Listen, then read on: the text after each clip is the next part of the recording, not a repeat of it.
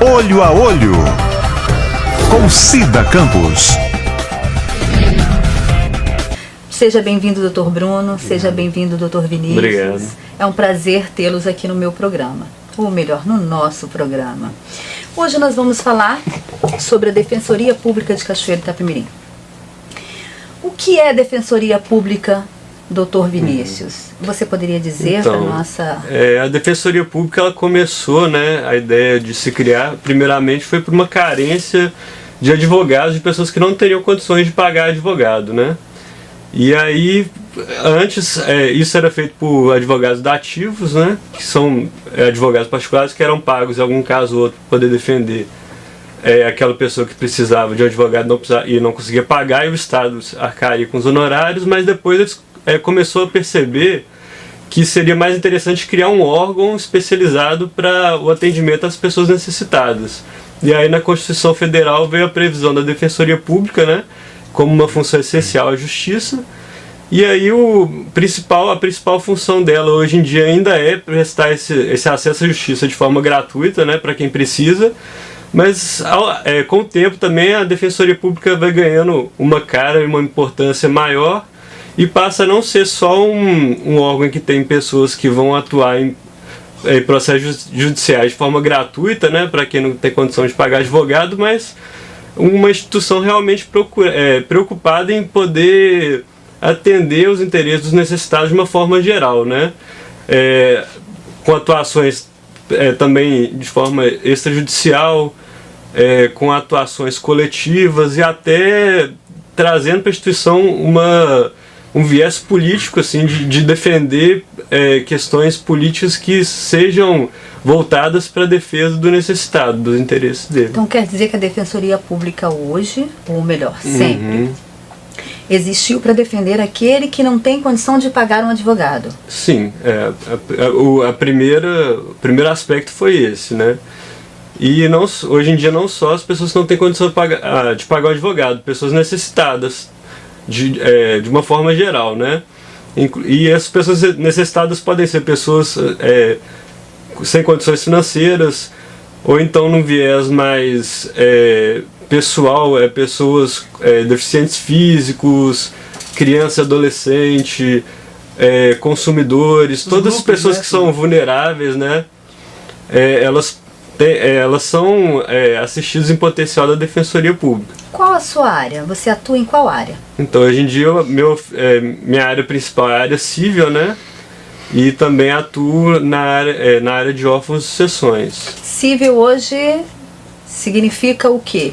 Então, pequenas a civil, causas antigamente? Não. A civil, ela é tudo aquilo que não é uma justiça especializada. Por exemplo, a gente tem família, que é fora da civil, a gente tem criminal, que é fora da civil, a gente tem demandas contra o Estado e contra o município, que fica fora da civil. E a civil é uma gama de coisas que não foram especializadas em outras áreas, né? Então, falando de forma mais prática, assim, o que eu atendo mais? O que procuram? Questão de propriedade, né?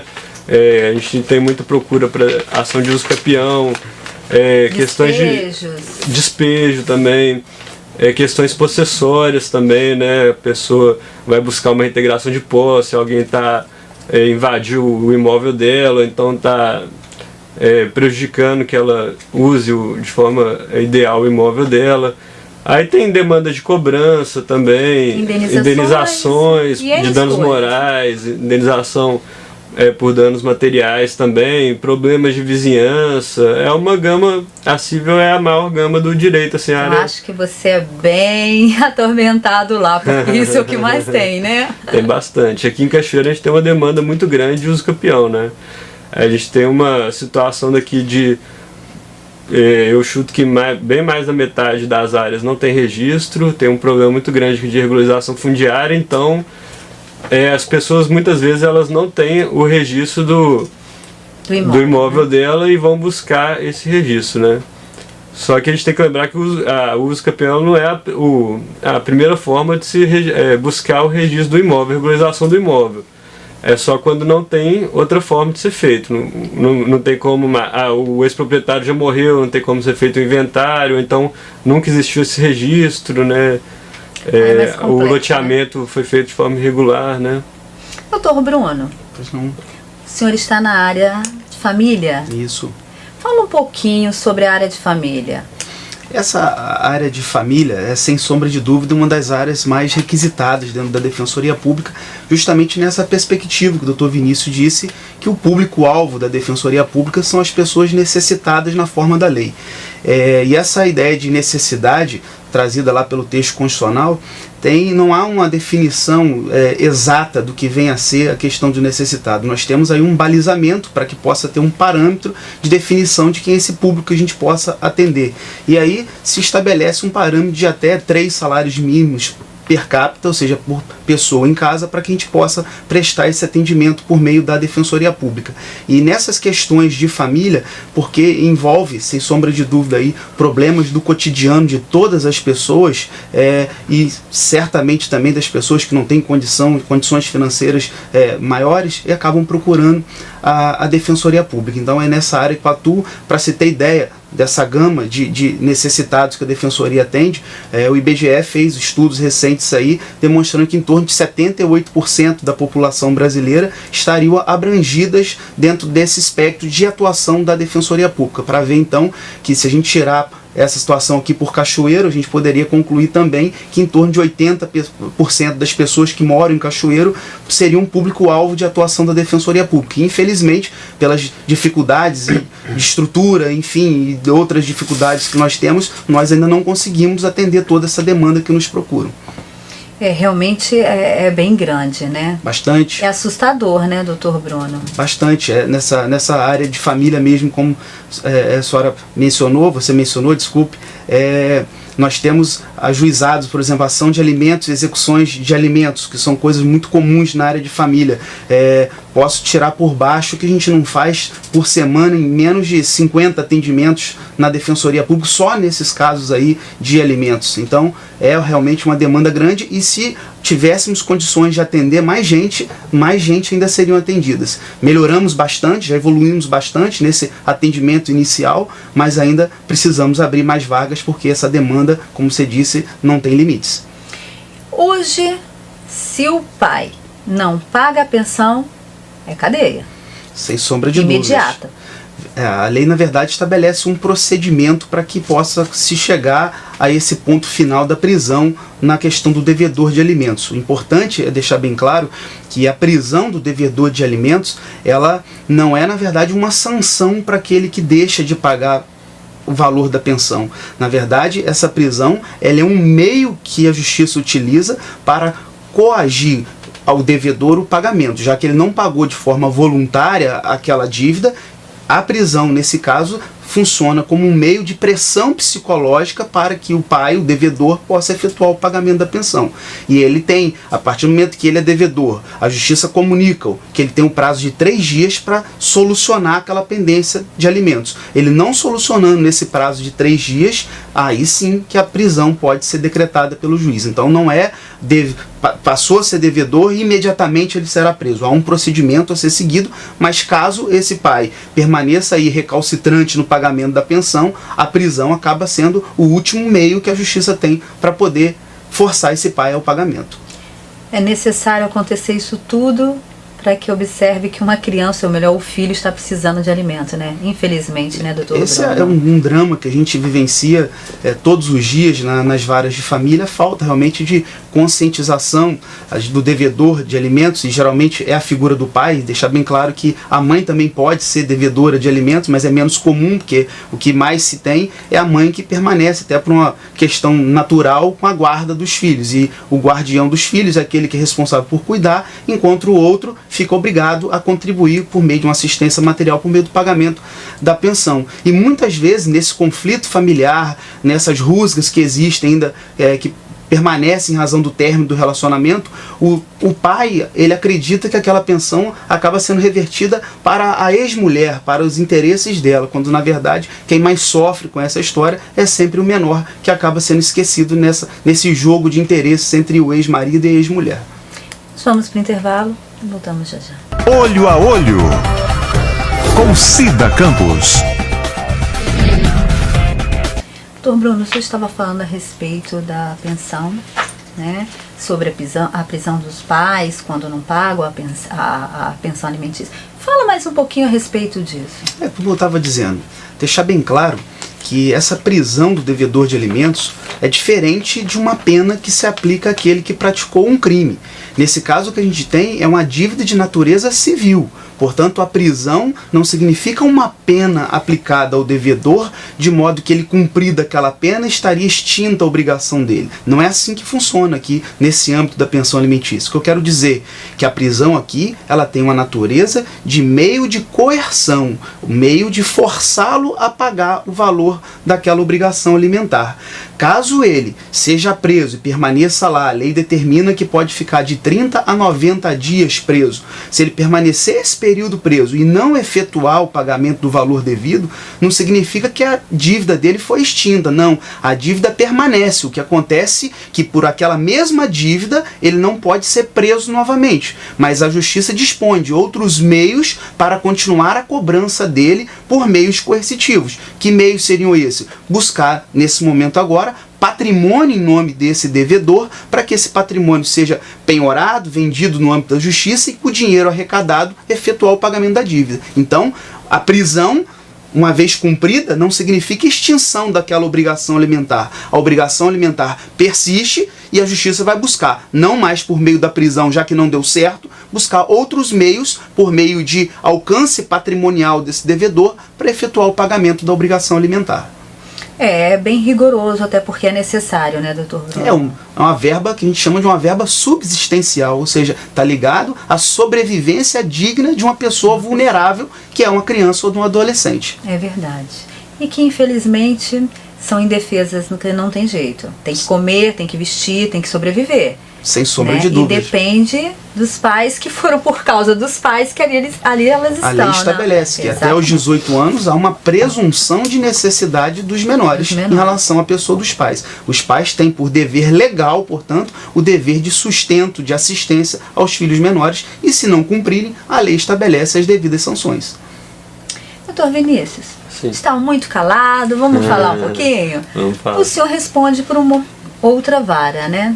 Qual é? Seria, na verdade, outra área, né? Outra área, desculpa. Porque, na verdade, é uma área de off-sessões e são 3 varas que tem hoje em dia, né, aqui em Cachoeiro, que é junto com as varas de família. Então, são varas de família e órfãos, né? E a defensoria não está só ligada ao judiciário, né? Então, a gente, como órgão independente, a gente tem uma área de off-sessões que é onde eu atuo, né? E aí as demandas nessa área são relacionadas a pedido de alvará judicial, né? Geralmente quando tem o falecimento de algum parente, aí o herdeiro quer tirar algum resíduo do INSS, algum saldo de conta bancária que ficou remanescente, né? E até um automóvel, talvez no valor aí, acho que até de uns R$8.000, consegue ser retirado por alvará, e aí não precisaria de ser feito inventário, né? E aí a gente também atua em questões de inventário e questões de interdição, né? Pessoas incapazes, que é o familiar quer ser o curador para poder cuidar melhor dela, poder auxiliar ela a praticar os atos da vida civil, né? Neste caso, a justiça acompanha esse curador? O curador, então, quando a pessoa nomeada curador, ele tem o compromisso de poder de gerir os atos da pessoa e de fazer a prestação de contas dela. E aí o Ministério Público, quando ele vira curador, ele tem que assumir o compromisso de prestar contas de 2 em 2 anos para o juiz.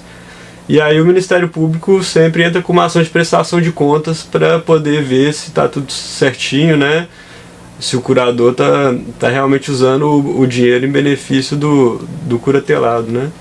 E a mesma coisa na tutela. A curatela é para pessoas incapazes, né, que são maiores de idade, e a tutela é para para poder exercer a proteção de pessoas menores, né? Isso acontece muito em Cachoeiro? Bastante, tem uma demanda muito grande. E só um defensor atuando nessa área fica bem reprimida. Só o senhor? Por enquanto sim, por enquanto sou só eu. E a minha agenda já deve estar quase pro final do ano, já, de pessoas agendadas para assuntos de órfãos e sucessões no geral, né? E quando acontece essa situação, a sua agenda está lotada e não para de chegar, e vai chegando, qual a sua atitude, qual a sua postura? O que socorro, a quem você pede socorro? Não, infelizmente, assim, eu atendo aqueles que estão agendados, eu tenho datas para atender, e as pessoas que estão agendadas eu atendo. Aí, quando a pessoa vem, a gente agenda para quando tiver, né? E infelizmente, eu acho que não tem para onde essa pessoa recorrer, só se for talvez para os escritórios modelos, que eu não tenho certeza se atuam nesse tipo de demanda, não. Quer dizer, então, hoje, que o Dr. Bruno, que é uma outra área, ele não pode, então, atender essa cliente? Porque ele já está sobrecarregado também, né? Ele não pode. Primeiro que ele não tem designação para atuar, né? Nessa área, seria o foco. Essa seria realmente a minha dúvida. Os defensores públicos, eles são designados para atuar em determinada área, né? Eu sou designado para atuar na área civil e também na área de órfãos, né? Então cada um tem sua designação, todo mundo já está sobrecarregado nas suas próprias áreas. Então realmente não tem como um ficar pegando o excesso de serviço do outro, porque ele também tem o excesso de serviço dele, né? Doutor Bruno, quantos defensores tem em Cachoeiro hoje? Hoje nós estamos em atuação aqui em 11 defensores públicos aqui. A nossa comarca, na nossa estrutura orgânica na Defensoria Pública, ela teria, na verdade, 14 vagas a serem preenchidas de atuação aqui em Cachoeiro. E infelizmente ainda nós não conseguimos alcançar esse número de 14 vagas que existe na previsão da nossa estrutura organizacional. Mas infelizmente, só para você ter um comparativo, a Defensoria Pública é a porta de acesso ao judiciário da maioria da população. E aqui em Cachoeiro nós temos hoje aí, eu não tenho certeza, mas perto aí de 20 varas, né, doutor Vinícius, em torno disso. Sim. E só para isso se comparar a quantidade de juízes que atuam em Cachoeiro, a quantidade de promotores que atuam em Cachoeiro, são muito maiores, essa quantidade é muito maior do que a quantidade de defensores que estão ali para atender a população e dar início, na verdade, a essa demanda. Porque tem que deixar bem claro que o judiciário ele é regido pelo princípio da inércia, ou seja, o juiz, até para garantir a sua independência, a sua imparcialidade, não pode instaurar um processo. Quem dá início ao processo, para essa avalanche de pessoas aí, de quase 80% da população, no caso, a Defensoria Pública. Então, nós necessariamente precisaríamos ampliar bastante a quantidade de defensores para que, de fato, essa grande parte da população possa ter um efetivo acesso à justiça. Quantas pessoas passam pela Defensoria Pública em Cachoeiro?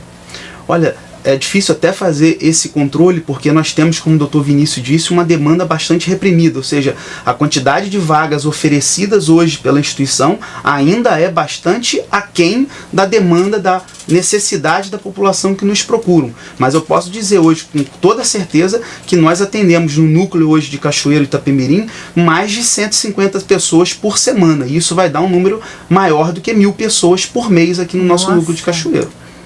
Então é uma demanda assim, bastante grande, como eu disse, se tivéssemos condição de atender mais a população, eu tenho certeza que esse número cresceria ainda mais.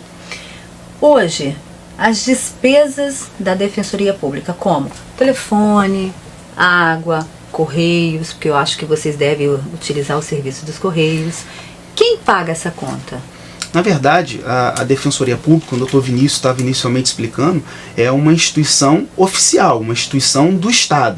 A Defensoria Pública, portanto, ela é uma instituição do Estado do Espírito Santo. Portanto, todo o custeio de seus gastos com o pessoal, com seus gastos de manutenção, de estrutura, de funcionamento, são toda a renda que provém do Tesouro Estadual, ou seja, da arrecadação do Estado, que acaba sendo dividida também entre os demais poderes, poder executivo, poder legislativo, judiciário e os demais órgãos que compõem aí o Estado do Espírito Santo. Então a Defensoria Pública participa também desse bolo da arrecadação do Estado. Mas há de convir, e nesse ponto que é importante destacar, a Defensoria Pública ainda tem uma discriminação muito grande na distribuição dessas receitas. Para se ter ideia, o orçamento hoje da Defensoria Pública, ele deve estar em torno de 10% a 15% se comparado com o orçamento do Ministério Público, que seria uma instituição parelha, já que o Ministério Público seria aqui o promotor de justiça encarregado, por exemplo, na área criminal onde eu atuo, de acusar, enquanto o defensor público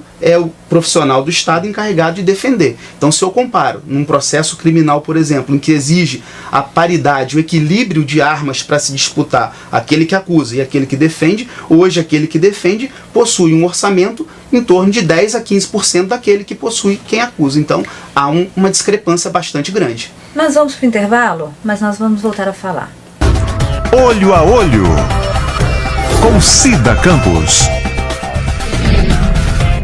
Doutor Bruno, o senhor estava falando a respeito das finanças da Defensoria Pública. E o doutor Vinícius também quer falar algo. Pois não, doutor Vinícius? Então, como o doutor Bruno estava falando, né, a Defensoria Pública hoje ela tem uma discrepância no orçamento em relação tanto ao Ministério Público quanto ao Poder Judiciário.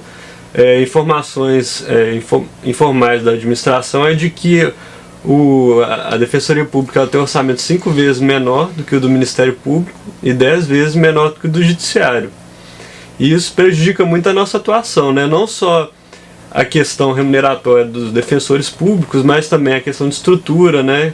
Isso prejudica muito a Defensoria conseguir uma estrutura adequada de trabalho e a gente fica sempre aquém, e isso vai repercutir na nossa própria atuação, no respeito às nossas prerrogativas, né? Porque se a gente tem um orçamento menor, se a gente tem uma estrutura menor, menos condições de trabalho, a gente acaba às vezes sendo visto como com uma visão de inferioridade em relação às outras carreiras, né? Isso vai refletir até no nosso dia a dia dos outros profissionais respeitarem as nossas prerrogativas também, né? E a Defensoria Pública vem lutando muito para ter a sua autonomia, né? Ela veio prevista, como eu já disse, na Constituição Federal, a sua criação, e já vamos para quase 27 anos, mas agora só de alguns poucos anos para cá que a gente vem ouvindo falar mais na instituição, né? E que está havendo uma preocupação política um pouco maior com a Defensoria, e alguns estados já conseguiram algumas conquistas muito grandes. A Defensoria Pública de Minas teve uma melhora muito grande atualmente, a Defensoria Pública do Rio de Janeiro já é muito tradicional e ela já é vista assim, como um órgão do mesmo padrão do Judiciário, do Ministério Público, e aqui, né? A gente ainda está um pouquinho ainda, essa visão da Defensoria está um pouco tímida ainda, mas a gente está lutando para adquirir essa autonomia. E essa autonomia repercute até na questão orçamentária, né? A Defensoria Pública ela tem a autonomia orçamentária pela Constituição. Só que tem um dos impeditivos que faz com que na prática a gente não tenha essa autonomia mesmo, é a questão de na LDO não ter a previsão de um percentual mínimo que a Defensoria tem que receber daquele bolo que o Estado repassa como orçamento, né? O Ministério Público tem, o Poder Judiciário tem, e a Defensoria Pública teria que ter, porque senão a gente fica na mão depois do Poder Legislativo para poder definir o nosso orçamento, enquanto se a gente tivesse pelo menos a previsão de um mínimo, aquele mínimo estaria respeitado ali, né? Coisa que não existe hoje. Hoje o espaço físico onde vocês estão é da Defensoria, ou é alugado, ou é emprestado? Então, especificamente aqui em Cachoeiro, esse espaço... Eu acho que o Bruno sabe melhor, é da Encaper, né? É um órgão municipal. Na verdade é um comodato, uma sessão gratuita que foi feito para a Defensoria Pública, para a gente atuar de forma provisória até que a gente pudesse ir de fato para um prédio próprio, um local mais adequado para o atendimento à população. E infelizmente... Pode? Não. Infelizmente nós não conseguimos ainda um outro local mais adequado para a gente poder dar a satisfação à população de um conforto maior, de uma ampliação maior de espaço para aguardar os atendimentos. Infelizmente a gente está ainda nesse entrave aqui em Cachoeiro. Eu queria até acrescentar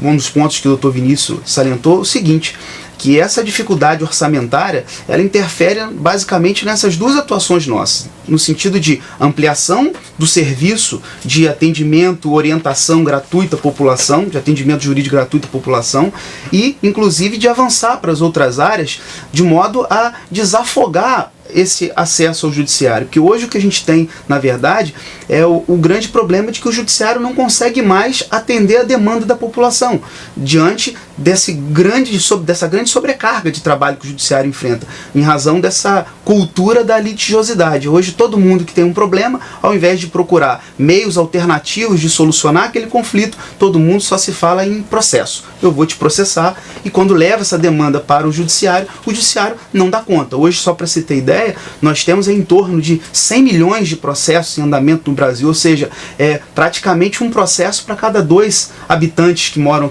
no nosso país. Ou seja, é realmente impossível de dar conta dessa demanda. E a Defensoria Pública é uma instituição, como o doutor Vinícius está dizendo, que se apresenta como uma importante solução para o sistema de justiça nessa atuação extrajudicial. A Defensoria precisa, naturalmente, de uma verba orçamentária maior para ampliar a sua estrutura de atendimento e cumprir um papel que é da própria Defensoria, já que ela recebe a população que busca justiça, tem esse primeiro contato com a população. A Defensoria, portanto, possui todo o perfil e o aparato para poder fazer o atendimento extrajudicial, resolver por meio de conciliação, mediação e não levar essa demanda ao judiciário. Ou seja, nós teríamos soluções de conflito fora do poder judiciário e deixar o judiciário para as causas mais importantes. Quer dizer, então, que essa conciliação pode ser feita dentro da Defensoria Pública? Sem sombra de dúvida. A Defensoria Pública, como eu disse, ela tem uma vocação constitucional para isso, de resolver de forma pacífica, forma conciliatória, amistosa, conflitos. O grande problema, o grande entrave que nós temos hoje é justamente a falta de estrutura. E estrutura só se consegue por meio de verba orçamentária. Precisamos de orçamento para ampliar o atendimento. Complementando um pouquinho que o Dr. Bruno está falando, não só a questão de estrutura, a questão de número de defensores também, né? Hoje em dia a gente está com um pouco mais de 180 defensores para o estado inteiro. No judiciário, acho que a gente tem no estado inteiro. E a nossa previsão... e no Ministério Público tem pelo menos o dobro, eu tenho certeza que tem. Na nossa lei orgânica estadual de 94, a gente era para termos 269 cargos. Hoje em dia a gente tem um pouco mais de 180, e mesmo assim esses 269 cargos já estaria defasado e já está sendo feito um estudo para ver qual realmente seria o número de cargos necessários para uma boa atuação da Defensoria Pública, né? E como tem poucos defensores, aí, por exemplo, eu atuo na órfãos e na civil, justamente porque não existe um defensor para cada área, né? E isso acaba fazendo com que eu faça apenas o básico do meu trabalho, que seria esse atendimento em processos, essa defesa perante a justiça mesmo, enquanto eu poderia estar fazendo vários outros projetos extrajudiciais, atuando de forma política. Eu mesmo comecei a participar de forma tímida um pouco de uma comissão de regularização fundiária que tenderia a resolver o problema fundiário de Cachoeiro de uma forma ampla e efetiva, e não por meio de ações individuais de uso capião, que acaba que enche o judiciário de demanda e não resolve o problema de forma efetiva. Só que acaba que esses pequenos projetos que a gente fica tentando implementar, igual participar dessa comissão de regularização fundiária, eu fui ir na audiência pública lá, que tratou sobre regularização fundiária, para dar a visão da defensoria, né, a visão que seria mais a ideal para a defesa dos necessitados. Isso acaba sendo prejudicado porque eu tenho outro ofício que eu tenho que atuar também, que é órfãos, e lá também tem mais processos para eu atuar. E na órfãos mesmo também existem projetos a serem implementados para resolver de forma efetiva, sem a princípio sem a judicialização, mas tentando movimentar o poder público, né? Na órfãos tem montado um grupo condutor aqui de saúde mental, porque a órfãos também está trabalhando com essa questão de internação de pessoas de dependentes químicos, pessoas também com transtorno mental, né? Então, fazer um trabalho de acompanhar esse grupo condutor, conversar com o município, conversar com representantes do Estado, pressionar para poder melhorar o serviço, para que não tenha que vir a pessoa falando da falta de serviço, para a gente ter que ajuizar milhões de ações individuais. Só que todas essas atuações acabam sendo minadas porque a gente tem que cobrir buracos que infelizmente não estão sendo ocupados por outros defensores que deviam estar na carreira. E um dos fatores que faz com que tenham poucos defensores é porque não adianta ficar fazendo concurso público e não melhorar a situação remuneratória e também de trabalho dos defensores, né? A situação do Espírito Santo hoje é uma das 3 piores em questão de remuneração para o defensor, e isso acaba interferir na nossa própria atuação, na nossa própria autonomia, porque a gente, igual eu te falei, a gente tem que ficar tentando fazer o papel de mais de um defensor público. Só para complementar esse ponto, Cida, acho importante, de toda vez que se fala em remuneração do defensor público, se faz um comparativo com aquilo que se paga a um profissional do direito no mercado privado. E é importante dizer que nós estamos falando de profissionais, de agentes do Estado encarregados de responsabilidades tamanhas, como estão dizendo. Não só de uma atuação judiciosa no processo, mas de atuações extrajudiciais, contribuindo com o Estado para se evitar novas demandas que aportem ao judiciário, uma atuação coletiva, ou seja, de buscar a defesa de interesses coletivos da sociedade, que precisa de profissionais bastante preparados e gabaritados para poder assumir essa função. Nós não estamos falando aqui de um profissional que recém concluiu o curso de graduação na Faculdade de Direito e que está na Defensoria para um aperfeiçoamento educacional dele. Aqui há uma atuação de muita responsabilidade e que pressupõe profissionais muito preparados. E para se manter na instituição profissionais preparados, você precisa conceder uma remuneração digna a essa responsabilidade que o defensor público possui. Nós vamos continuar esse assunto, mas nós vamos para o intervalo. Olho a Olho, com Cida Campos. Só gostaria de ressaltar sobre o assunto que a gente estava falando, que hoje em dia, nesse último concurso, que foi o que eu entrei na Defensoria Pública, né, a gente já perdeu muitos outros defensores para outras defensorias do país, justamente porque a Defensoria do Espírito Santo está atrás de outras defensorias em que a pessoa se realiza mais, porque está conseguindo fazer um trabalho melhor, porque tem mais estrutura, tem menos sobrecarga de trabalho, né, e a questão remuneratória também. Essa seria uma pergunta que não iria passar em branco. Outros estados, os salários são diferentes? De estado para estado?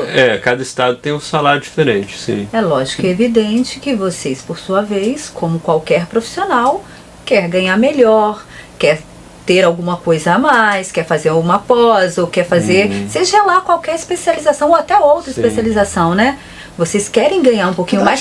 Qualquer ser humano. A valorização profissional. Pelo importante trabalho que você... O problema é que a gente chega a ganhar até, às vezes, metade do que defensores de outros estados ganham, né? É verdade? Sim.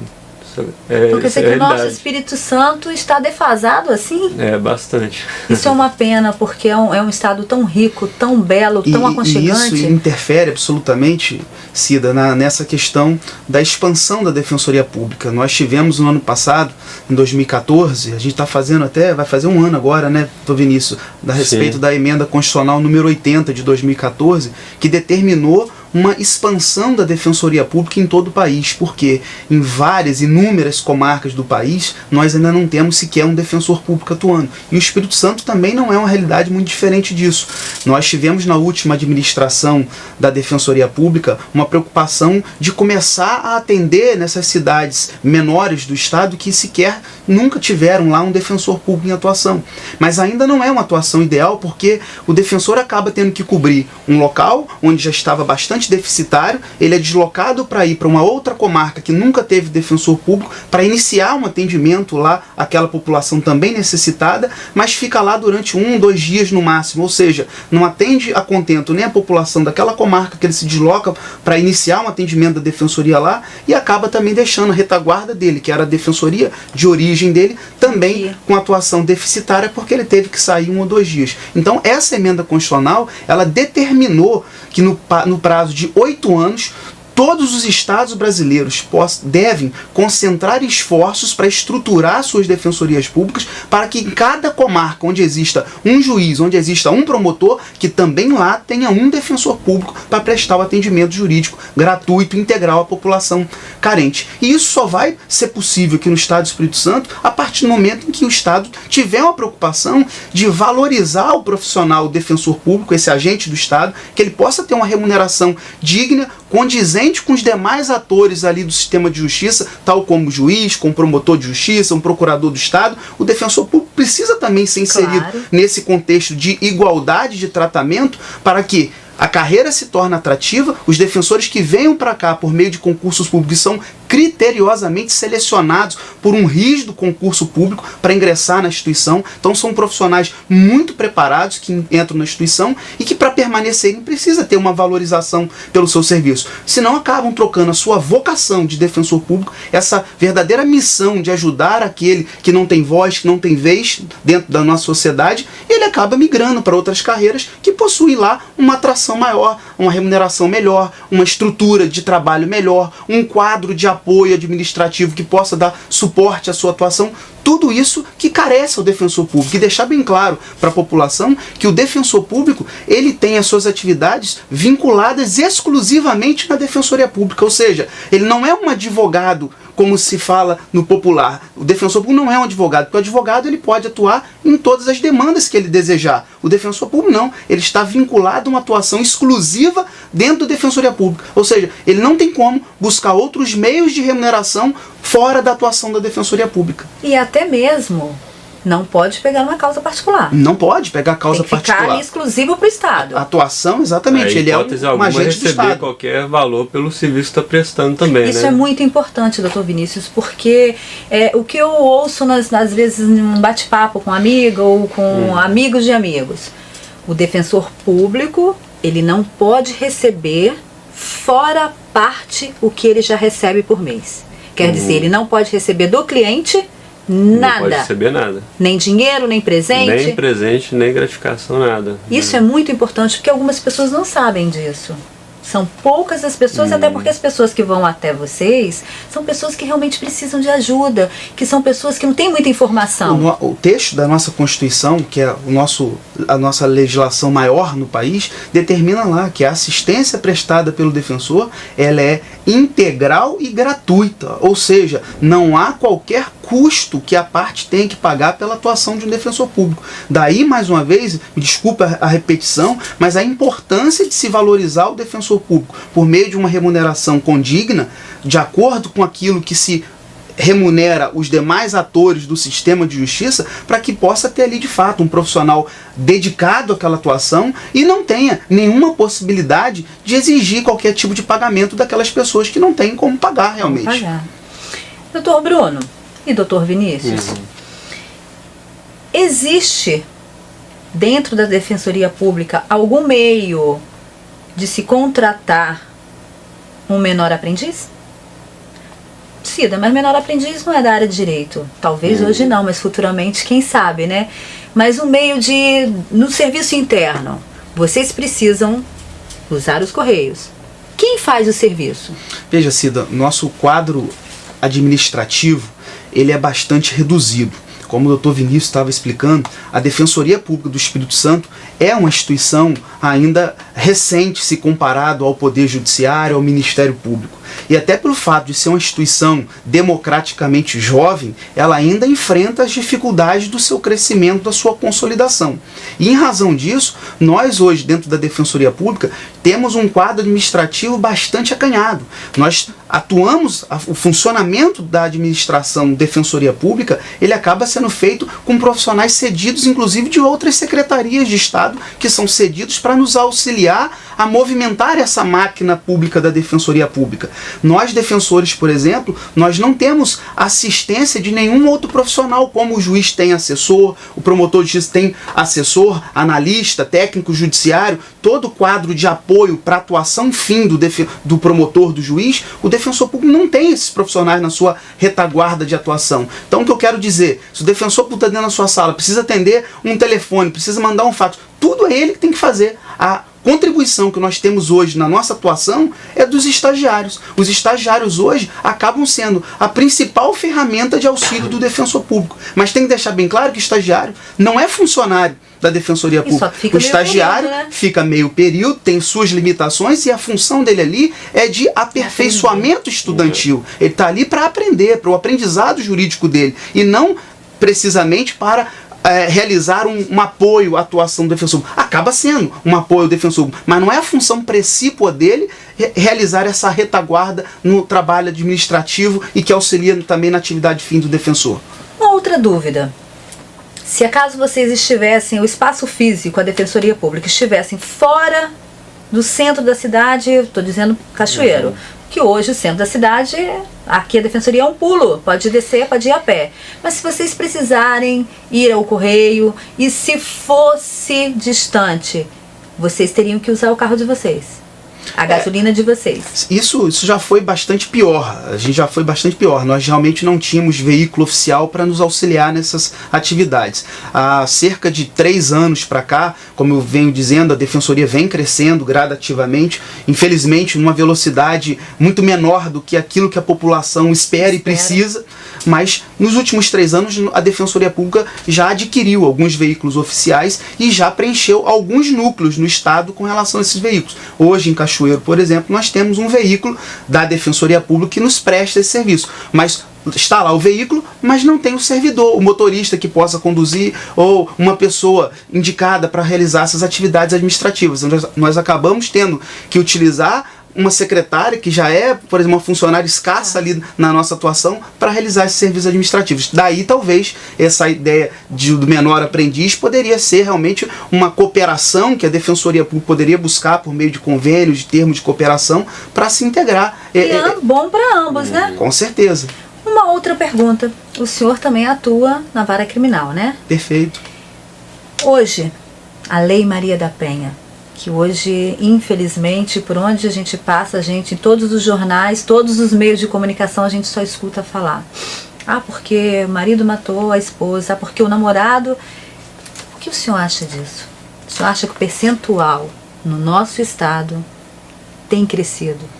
A sua visão como advogado criminalista.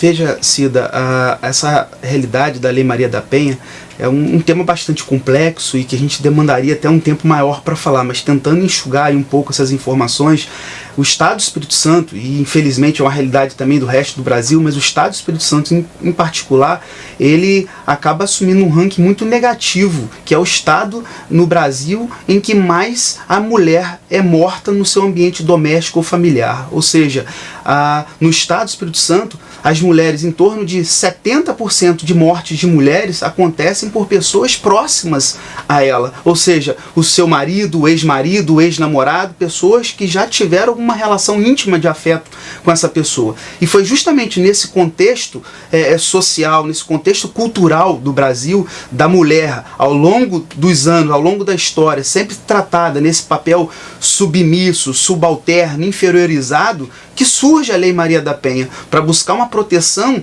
dessa mulher que acaba ao longo dos tempos sendo tratada de forma submissa. Muita gente questionava sobre a constitucionalidade dessa lei, por que dá um tratamento privilegiado à mulher e também não confere ao homem. Justamente porque a situação da realidade que a gente vivencia é desigual com relação à mulher. A mulher é muito mais vítima de violência nesse âmbito doméstico e familiar do que propriamente ao homem. Infelizmente, nós teremos ainda um longo caminho pela frente. E a Lei Maria da Penha vem com o seu papel fundamentalmente pedagógico, de ensinar que no âmbito da sociedade a mulher e o homem merecem serem tratados de forma igual. Infelizmente, o nosso bate-papo hoje termina aqui. Mas eu gostaria de deixar um convite para que vocês voltem, para nós continuarmos esse assunto, porque foi muito gostoso e é sempre bom deixar a população informada, principalmente dessa cidade, essa cidade que amamos tanto, né? Cachoeiro, como todas as outras cidades, merece, mas onde nós vivemos, nós temos que colocar a população a par de tudo, né? Com certeza. Obrigado, doutor Bruno. Obrigado, doutor Vinícius. Foi um prazer estar aqui hoje com vocês. Obrigada, estejam à vontade, a casa está aberta sempre. Muito obrigado. E o Olho a Olho com Cida Campos termina por aqui. Olho a Olho, com Cida Campos.